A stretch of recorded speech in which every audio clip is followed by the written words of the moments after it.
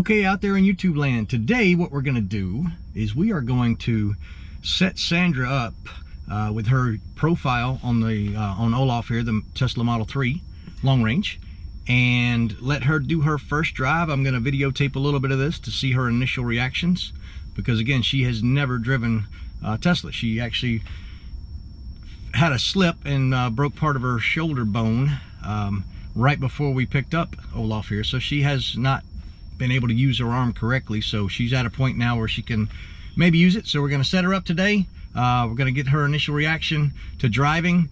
We're just going to kind of stay in a little area that's small and go from there. We're going to work our way up to the highway. All right, so first thing first is we are going to set up her user profile. So mine's already set up. Right now it's set for Keith, and the concept behind this is whenever you get into your car, all you have to do is just push the button up here, right here actually, and it's set for easy entry right now. And you see there's Sandra. I've already put her name in. I've also got a rest mode, which means that if we are, let's say, a charging situation where we just want to kind of take it easy, I can just go like this, and you will see what happens here with the car. So you can just kind of kick back and chill out while the car's doing its charging, if you just wanted to take a little nap. Okay, so I'm going to take it off of rest now, and I'm going to put it back into, I'm going to put it in Sandra mode, which is actually set for me right now, but we're going to adjust it so that it fits her. Also, what's going to happen in the future, this is one of the concepts, is that if I were to go to America or somewhere else and rent a Tesla or buy another Tesla, as soon as I walk to that vehicle, it would know my profile, and it would already set up the seats based on my adjustments without me having to get into a different car and change everything around. So first thing first is I'm going to tell you, Sandra, to pedals and steering. You're going to go to that. Okay, it's there. Okay, we're going to do standard on the acceleration. The steering, we're going to keep it in standard, which is what I keep ours in. And stopping mode is hold. So you got creep, roll, and hold. Hold is where you can do your one pedal driving. Creep is more like an internal combustion engine, where if you let off the brake in an automatic, it starts to kind of creep forward. And roll would be, it's like it's in neutral. So if you're on a little incline or decline, the car will actually kind of roll in those different areas. So I like hold. That's kind of what we're going to do. Now slip start is more for if your vehicle is stuck in snow or sand or mud. You can come to this and it will change up how the computer will designate which tire gets what amount of power. So we're there. We will go back to here, Sandra.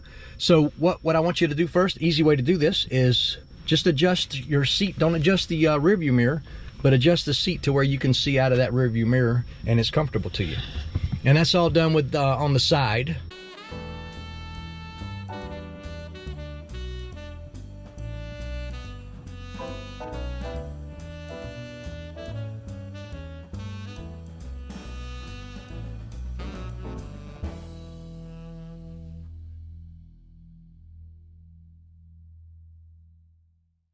So here's the mirrors. So we're going to adjust the mirrors right there. So with the left mirror, you control that with the left knob. Okay, so you can push out, in, or to the side and adjust the mirrors however you want. Okay, that's it. That's how you want it? That's good? Okay, so what we'll do now is switch it over to here, to right. Oh, same button. Same button for that. No, that's it. Okay, now what we're going to do is we're going to save that for now. Okay, now what we're going to do is we're going to adjust the steering wheel. So the steering wheel is, you can roll the knob up or roll the knob down, and it's going to bring the steering wheel up or down wherever you feel. And then you can push to the sides, in or out, and it will go, the steering wheel will actually move in closer or out further. Oh yeah. So you could, there's a lot of adjustment here. Yeah, this is you fine good? For now, yeah. Okay, so we're saving there. And I think that's pretty much it. The where it says to fold the mirrors, Again, on our profiles, we have the easy entry as well. We'll talk about that in a moment. But when it comes to the mirrors, we've got them set to mirror auto tilt and mirror auto fold and mirror auto dim. So mirror auto tilt will mean that once you put the car in reverse, the rear views on the sides will actually tilt downward, so you can actually see the curb to keep from getting any kind of road rash on your wheels without hitting the curb, basically. Mirror auto fold, of course, is when you put the car in park and you walk away from it. The mirrors are gonna fold into the sides like most cars do. And auto dim is when the car's behind you and the headlights are hitting it at nighttime. You will see that they will kind of dim, more like a rearview mirror up here on the top will do.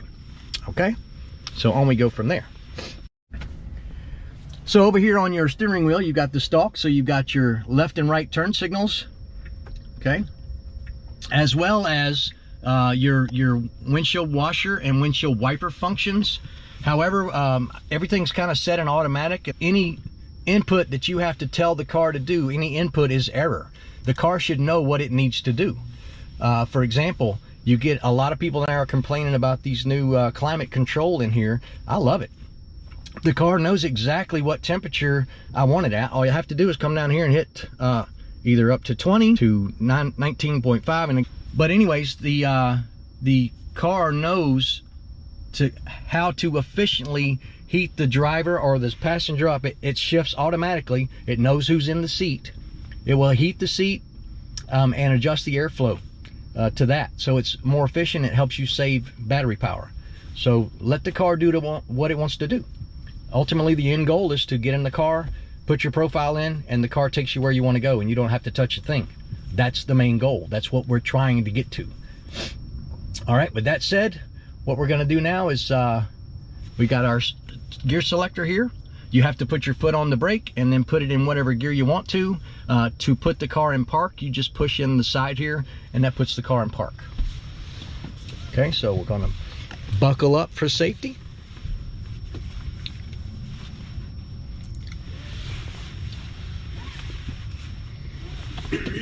She still moves kind of slow with that shoulder, but we'll see. Hopefully not too slow.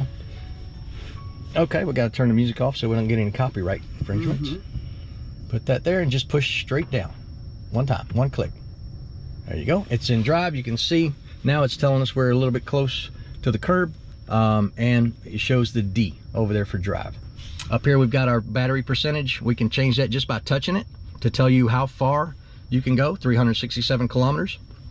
So there we are. And we're just gonna kind of ease out here. It's weird because it doesn't make any noise. And it's can be a little touchy. If you put your turn signal on, it actually, you'll see the camera will pick up that particular lane. So again, she's learning how to use the one pedal driving. I mean, I've driven now for a while, and I've probably touched the brake 3 or 4 times in the past 5 weeks. Once you kind of get used to it, you're like, man, how come all cars are not like this? It's really, really cool. You'll learn eventually how to time it to where you know when to let off, and the car will stop right about where you want it to stop. So we're going to drive around here for a little bit and let her get used to this, and then we'll pick it back up in a little while. Okay, so we just decided we're going to stop in a parking spot and let her learn, just get a feel for the reversing.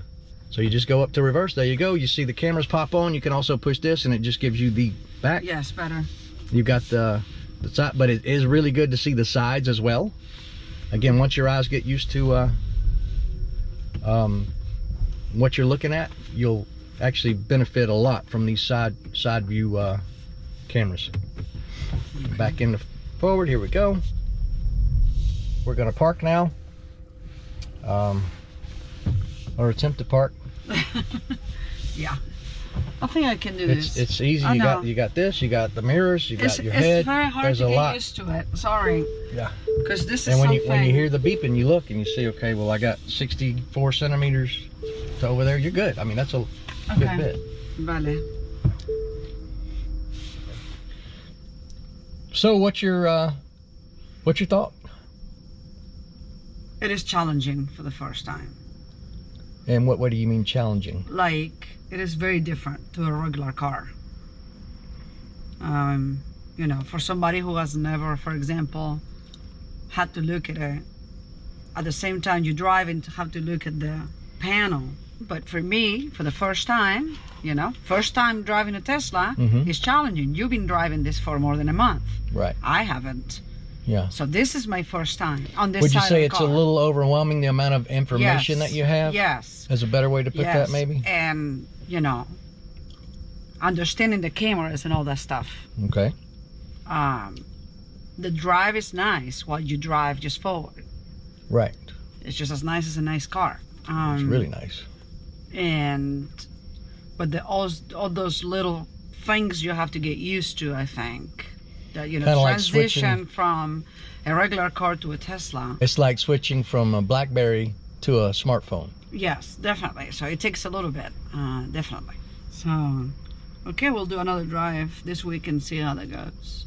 Maybe this time we can get on the highway. Yeah, maybe just for a little bit. All right. Yeah. Don't forget to like and subscribe, and stay tuned for more videos. Hit the bell notification so you'll know when we upload another one. And out.